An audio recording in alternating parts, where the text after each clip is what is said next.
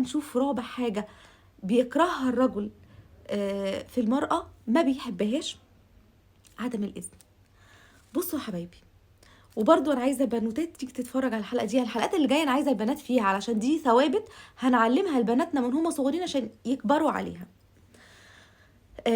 مش معنى ان احنا بنشتغل وان احنا نجحنا وبقى لنا كارير، مش معنى حتى مش معنى ان انت في بيتك حاجه مش عارفه بنت مين وبنت مين، مش معنى ان انت شايفه نفسك حاجه كبيره وجميله ان انت تلغي وجود الرجل. فاخرج من غير ما استاذن، فاروح واجي من غير ما استاذن، لا.